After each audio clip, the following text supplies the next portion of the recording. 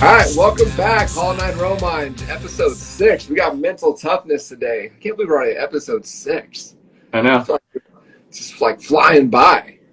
It really is. Before you know it, you're going to be going episode 600, and I know, we're right? we're gonna be like, what are we going to talk about?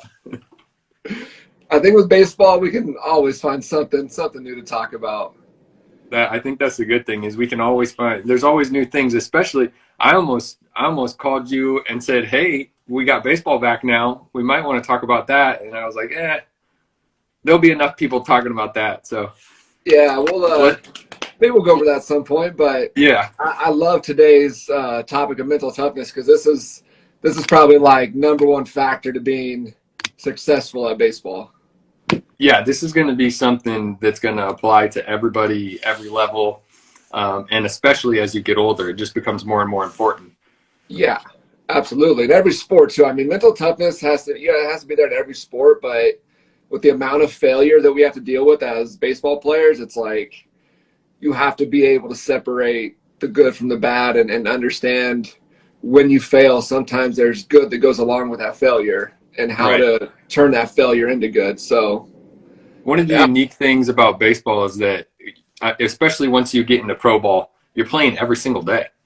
So you're dealing with failure every single day. It's not just, every day, every game. Even if you fail 7 times out of 10, you're still doing amazing. So it really becomes important being able to deal with it and kind of push those things to the side and be mentally tough. Right.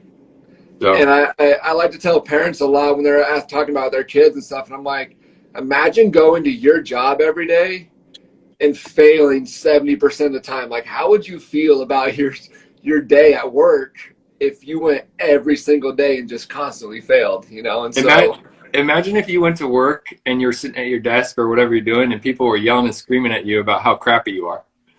Yeah, constantly from the crowd, just, you suck at making me money. Like, Yeah. That TPS report is terrible. What are you doing here? Go back to AAA. Yeah, we should, that's like a whole skit right there, like an SNL skit or something. It'd be amazing. So I sent you a couple of notes, and I figured we could touch on a couple of different things because there's so many different things that come into play when it goes with mental toughness and trying to block certain things out. So I wanted to just kind of go over like a quick bullet point of like those things that you felt affected you mentally and some of the things that I felt affected me. And the first one that came to mind for me was expectations. Yeah. So, and expectations is hard because you have expectations for yourself. You feel like your parents have expectations for you. You feel like your team has expectations. So you're dealing with all these outside expectations alongside your expectations. And the hard thing with baseball is, as much as your parents want it for you or as much as your coach wants it for you, they can't help you in the moment. You're the only guy in that batter's box. You're the only one who can tell if it's a ball or strike, why you swung at it, all that kind of stuff. So I don't know. For me, I try to limit any outside expectations, but I would put pretty heavy expectations on myself because I wanted it so bad.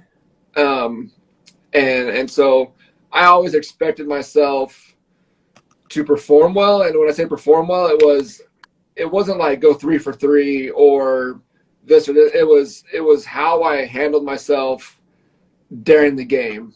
Like if I was doing well, I was hustling on the field. If I was doing bad, I was still hustling on the field.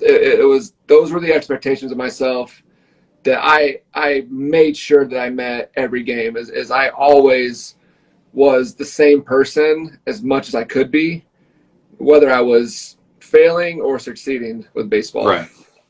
Right. And the biggest thing to remember is that none of this is going to help you, right? It's thinking about all these things doesn't help you. We all know how hard it is to try and do 2 things at once, let alone try and hit a baseball without anything distracting you. So try getting to the point where, and this is a term that you hear a lot in sports, getting in the zone, right?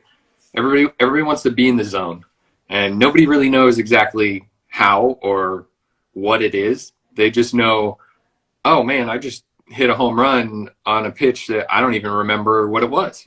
You know, you come back to the dugout and the guys are going, hey, what'd you hit? And you're like, I don't know.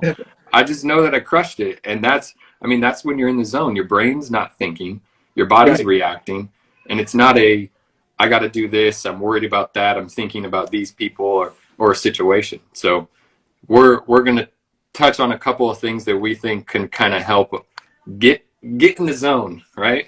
Yeah. So what's your number one way to get in the zone?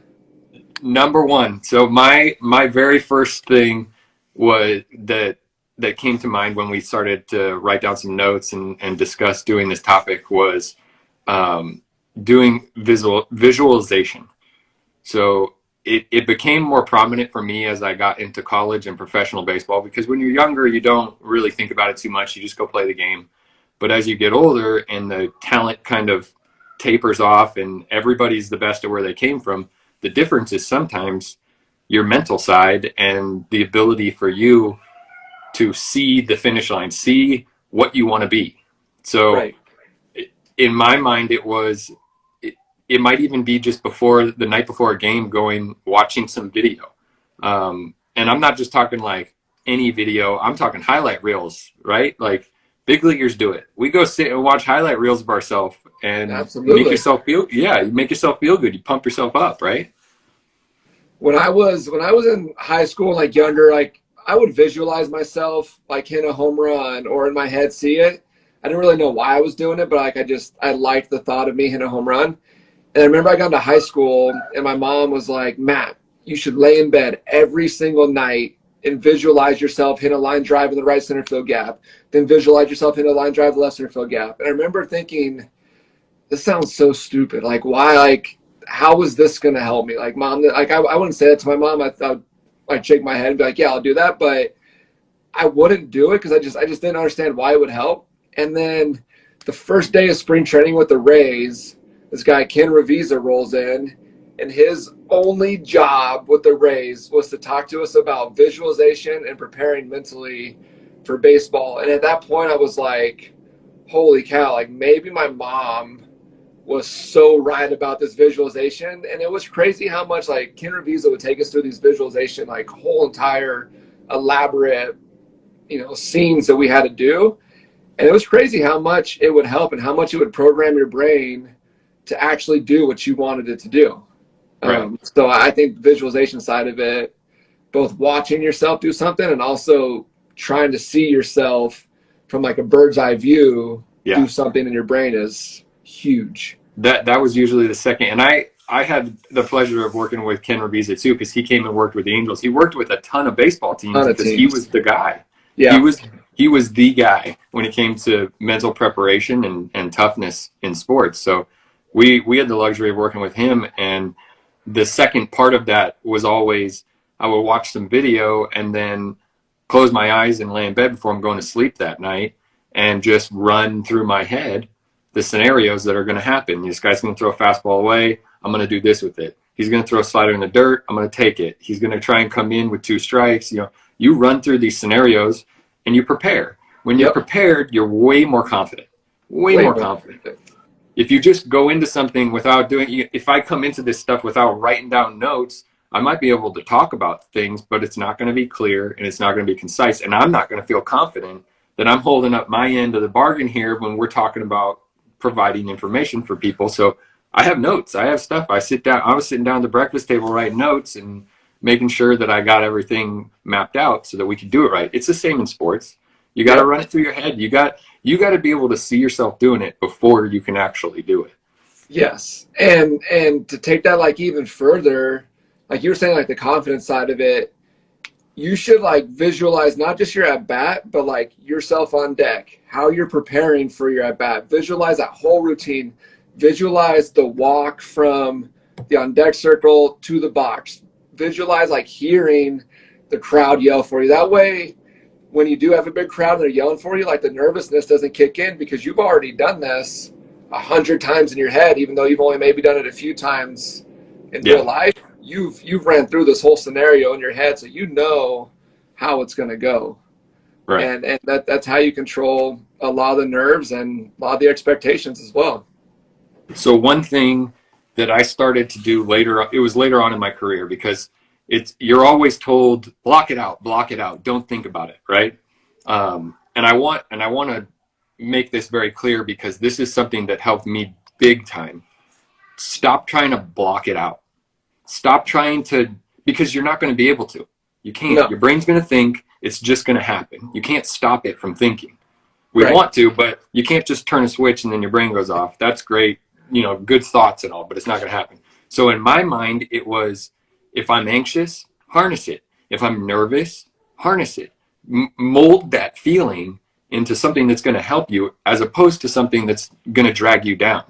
And it's not Right. the easiest thing to do, but when you practice it, like we said, you practice these things, you can start to do it. Practice with loud music playing. Practice with somebody talking. We've all been in the backyard, talking crap to the other guy, telling him, hey, you're going to strike out, swing and miss. We're conditioning ourselves to practice with pressure. So then when you play, you're already used to that pressure. Yeah. And I've heard too that nervousness and excitement is like the same thing, but how we process that in our brain determines if we take nervousness, if we think of nervousness as being fearful, then our body starts to produce like negative stuff. If we think of nervousness as like, oh, I'm excited because I got this opportunity, we start producing adrenaline and all kinds of stuff in our body that helps us actually perform better.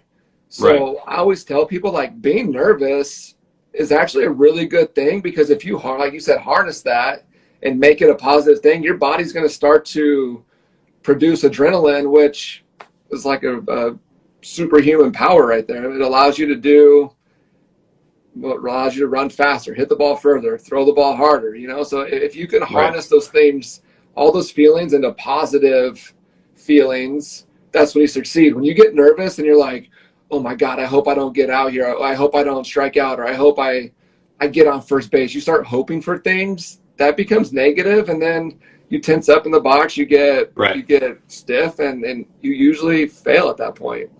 Right. And you made a good point. The difference between being nervous and excited, or negative and positive. Our body doesn't know the difference until our brain tells us what it is. So it comes in and it's created the same. It's just a feeling. It's just endorphins. It's adrenaline. It's this excitement, this feeling in the pit of your stomach, right? Well, your brain doesn't know what that is until it tells it what it is. So you get to decide. You get to decide if that feeling is going to be excitement or if that feeling is going to be nerves. So when you condition yourself to go, oh man, this excitement, this adrenaline, like this is cool. I'm excited about this. Not, oh gosh, here we go again. I'm all nervous and I'm excited and these things are causing me to have anxiety. That's a decision that you can make in your head.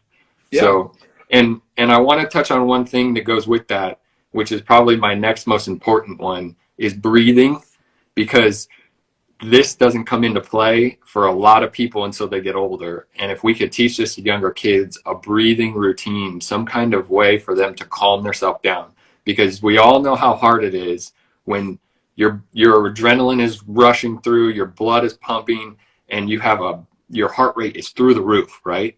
And we know how difficult it is to make decisions or to process things. And it's actually been proven that if your heart rate is lower, you're quicker, you're faster to respond, you make better decisions. So if we can control our breathing controls our heart rate controls our blood, and everything starts to move quicker and faster and more easy than it is just to get all tensed up. Yeah. I think the first time I saw this, I think it was UCLA. I think it was them. They would walk up to the plate, hold out their bat, look at the logo, and like they would breathe on the logo of their bat, is what they would say. And I think the first time I saw them do that, I was like, I thought it was like eye wash. I was like, why are they doing this? And then again, like somebody talked to me about it. It was like, take some deep breaths, like take a deep breath in, hold it, and then slowly let it out, and notice how your heart starts to slow down. And I was like, wow, that makes sense, And so now I started including something like that into my routine when I hit. I wouldn't breathe on the bat, but I would I had my own routine where I start to breathe, and it was amazing how much, more focused I could get, or how much more in the zone I could get, because my body all of a sudden felt more in control. Whereas when your heart's beating so fast, like, you just don't feel like you have control. You're like, oh my God, what's going on? I don't understand this. You start to kind of panic. And that's when you step out, right? Yeah. That's when you recognize that there's not that calmness inside, or that control. You might not be a calm person. You might be a hype guy who likes to play jacked up. But if it's hype and out of control, then you need to step out. You need to get that hype under control. If you're calm but you're nervous, you need to step out and get it under control. I mean, don't be afraid. Don't be afraid to step out. There's guys that get in the box and never step out ever. And sometimes they push themselves into taking a strike, and then, now it makes it even worse. So don't be afraid to step out. Yep. Yeah. Be on your time. Exactly. They got to wait for you, right? Yeah. So, okay. Self-talk. How were you with self-talk? Was there a lot of negative self-talk like this person? I think later in my career there was more, because there was more failure. And for me, like, I would say, like, the negative self-talk was more like, don't get out, or it was that running numbers through my head, like, okay, I'm 0 for 2, but if I get a hit here, I'll be 1 for 3, which is going to make my average start to go up. But those things, like, even though it sound like positive, like you're thinking about it in a positive way, like, in my brain it was like negative, because it was like now putting so much pressure on me that, like, okay, I've got to get a hit here, otherwise my 240 batting average is going to drop to 230. But if I get a hit, I can get above 250. And I played that game a lot towards the end, and I would have those conversations in my head constantly, like at night when I got to the field, during a game. Like, I would be telling myself about these different scenarios, and that was the negative talks that I was having with myself. Right. Mine was always, I would do something, and then if I didn't like it, I'd be like, "What are you doing? You're so stupid." A lot more curse words than that. But yeah, it was just not productive, man. It was basically me kicking myself in the stomach. Like, I was constantly just hurting myself. Yeah. And then I would go up the next time, and now I'm just beat down. And there was no reason for that. You should be your biggest cheerleader. And these things sound cliche, and we say a lot of cliches, but most of the time the cliches are right. Yeah. There's enough negativity in this game. You don't need to create any more on yourself. You should be your biggest cheerleader, right? Yeah. You and your mom. Your mom, yeah. Your mom could be like probably number 1, maybe number 2, but you're battling her for that top spot. See, think about that. Would you ever say something negative like that to your son or your player or your mom, for that matter, when they did something wrong? Or would you go up to them and go, "Hey man, it's all right. Like, you're going to get the next one." Well, if you would do it to everybody else, you should do it to yourself too. Absolutely. And the big thing about self-talk is it's always happening. You can't stop it. It's going on in your head constantly. So if you're constantly telling yourself bad things, then that's all you hear. "Oh, you're so stupid. Why are you doing that?" As opposed to, all right, acknowledge that it happened and then let it go, because it's gone. There's nothing that you can do anymore. You acknowledge it, you see it, then you make an adjustment. And then from then on, you create what we use mantras, right? Like, see the ball, see the ball, see the ball. A lot of times you'll see guys standing up there, they're doing their breathing and they're looking. You might even see them talking to themselves. And it looks weird, but that's what gets them in the right mindset. That's what gets them in the zone, right? Right. And like, adding on that, part of like a preparation for me is I would have 1 or 2 key words that I would say to myself before an at bat. I wouldn't have like a full phrase like stay back, turn the back hip, drive the hands. Like, I didn't want to have too much things run through my head, but it would be, something maybe like stay back or elevate, or just something that would get me in the zone. So like, that's those little mantras that you're talking about can get you out of a funk really, really fast. Absolutely. And I've played with a lot of people, I'm sure you have too, that if they get out their first at bat, their next 3 at bats are going to be rough. But if they get a hit that first at bat, they're probably going to go 2 for 3 or 3 for 3, because they would have let that first at bat affect their negative talk or their positive talk that they would have with themselves in their head the rest of the game. And it makes all the difference in the world. So if you can figure out how to harness that and always be positive about it, it makes a huge difference. Dude, there's endless amounts of books that are out there that talk about the mental side of the game, because you can never stop talking about it. A couple of the good ones that I liked were Mind Gym, which I'm sure you've seen before. The mental, the ABCs of baseball, the mental side of baseball. There's another one called Mental Toughness of Baseball. I mean, basically, you go type this into the internet and 100 different books are going to pop up. You know, I read probably 50 of them as I'm coming up through the minor leagues, just reading as much as I possibly could to find different ways that were going to help. I mean, if that's something that you're trying to be a professional baseball player, you're going to do everything you can, right? So absolutely. We go out and we practice for hours hitting off of tees and taking ground balls and pitching and catching and all this stuff, but we don't put the same emphasis on our brain and our mental side of the game.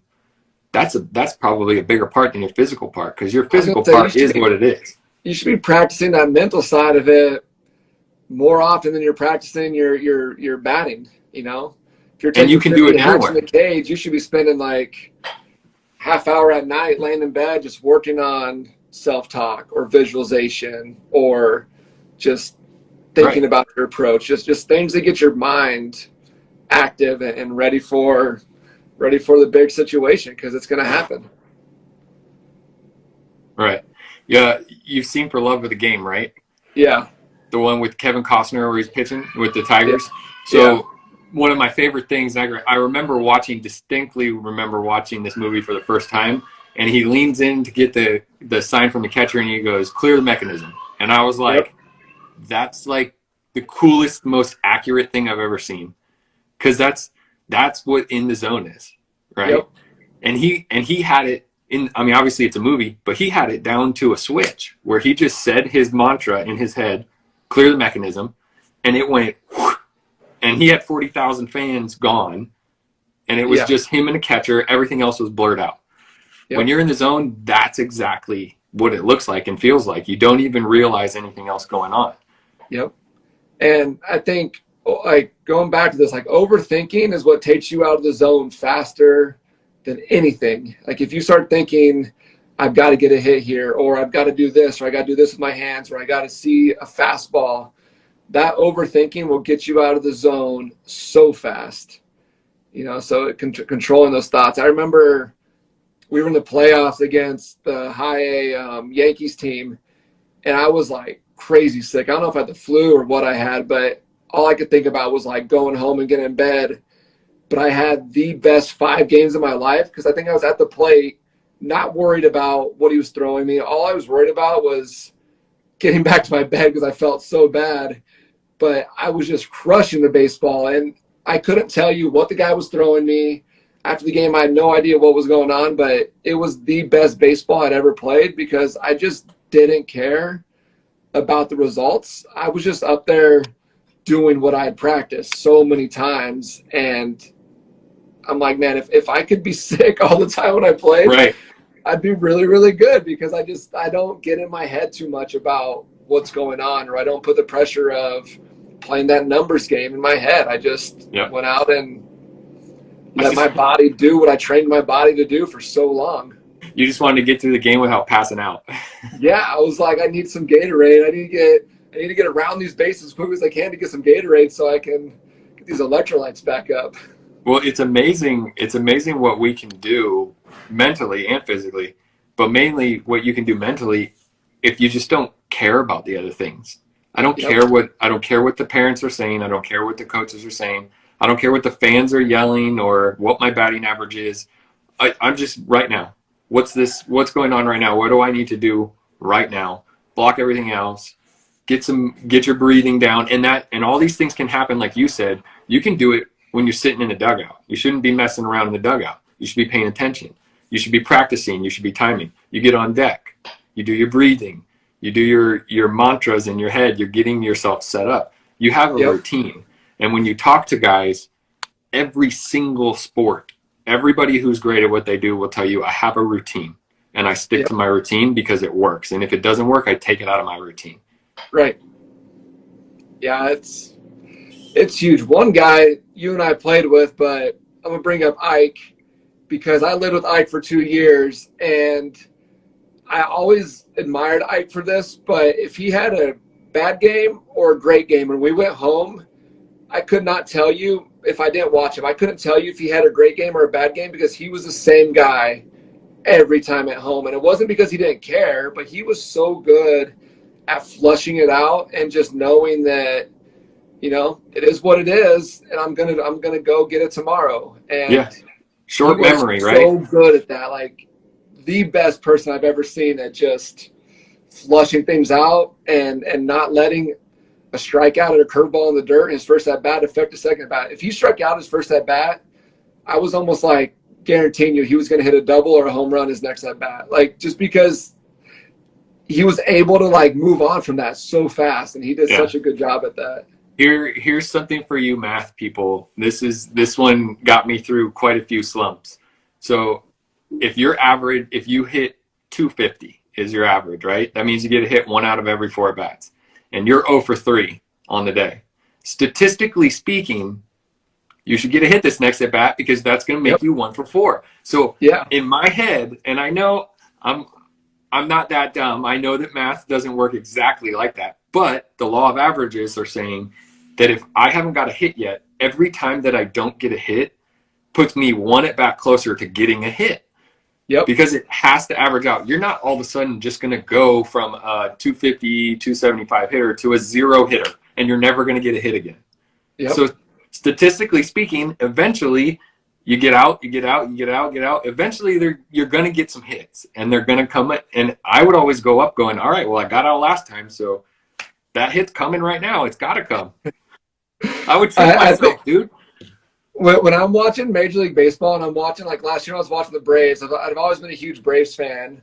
But when I was watching them play, whenever a guy on the other team was like 3 for 3 coming up in a big situation, I was almost glad he was coming up because I was like, the chance of him going 4 for 4 aren't great. Like, but the dude that was 0 for 3, I was like, I don't want him up because he's probably this is like his time to get a hit. He's due. Right. Whereas that guy who's 3 for 3, like he's not going 4 for 4. So let's pitch to this guy. Like that was my mindset about it. And it's like you're saying, it doesn't make sense. So I mean, mathematically, it kind of makes sense. But I was like, I'd rather be facing this dude who's 3 for 3 than 0 for 2 or 0 for 3 because it's all about mindset, right? It's all about mindset. You can change it anytime you want. That's the beautiful thing. You can be 0 for 20, and if you wake up today. Let's say you're 0 for 20 and you woke up and you won the lottery today. I guarantee you won't give a crap if you went 0 for today. And you probably end up getting 2 or 3 hits because you weren't worried about all these outside factors. So yeah, exactly. It's your choice, man. It's your choice. I always tell kids, you make the decision. The only thing you can control is what you're thinking. You can't control if you're going to get a hit. You can't control what they're pitching. You could square up 4 balls today and line out 4 times and you're 0 for 4. But how you react to it and how you prepare for it is the only things that you can control. So control those controllables. And the problem with that is a lot of kids will go 0 for 3 with 3 lineouts, and they go home thinking they had a bad day. Right. And it's like you got to go home thinking you just had the best day because you squared up 3 balls. You know, yes, you're 0 for 3 and your average went down, but that's a lot better than the kid next to you who went 2 for 3, who had 2 bloopers over the shortstop's head on balls that he was way out in front on and had no business even getting a hit off of. I'd rather be the guy that's 0 for 3 lining out than getting those blooper hits on, you know. That means you're in the right place. You're in the right mindset and you're physically doing the right things. So, so let's do a recap here. I want to start with one of the first things I said, obviously, getting in the zone and harnessing that energy, whether it's nervousness or anxiety or excitement, trying to harness it instead of getting rid of it. Right? Harness it for positivity, you know, keep it always going. Like if you get frustrated and use that frustration to fuel your fire to work harder or focus in more on the next at bat. Right. Don't try and get rid of it. Use it, man. It's all of everything that we're feeling is something that we can use to our positive if we want to. if we want to. If you can choose to do it, you can be a positive. So absolutely. Confidence is coming from preparation, right? Whether it's video, whether you're studying the other pitcher, or you're doing your breathing or whatever it is, you're preparing, right? So confidence comes from preparation, and then you're able to block things out. So I think we covered a lot of really good stuff today. A lot of good stuff. That was I mean, I knew it was going to go over our usual 15 to 20 minutes, but I mean, I feel like we could have went on for at least an hour on this one, but I got 28 minutes right now, so we're going to keep it under 30. You know, one of these days we're going to get like a smaller topic that we actually do 10 to 15 minutes on, but I know this one needed longer. High expectations, but I think we should just start expecting 20 minutes or so. Yeah, exactly. I like that. All right, man. All right, well, we appreciate everybody for joining. If you could do us a huge favor, like this, comment. It helps get it out there so more people can see it. Thanks for joining us. This was Hall 9 Real Mind Ball Talk, Mental Toughness, and we'll see you next Friday.